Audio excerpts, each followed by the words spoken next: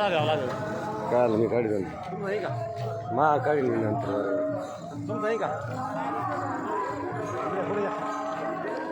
थांबावं लागेल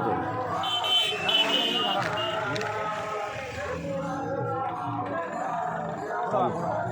ट्रकच्या पुढे गेलो काढी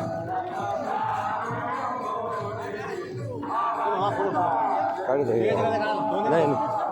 काय नाही काढते आपल्याला थांबवतो मी आता शेवटचा मागून परत पुढे तुम्ही जाऊ द्या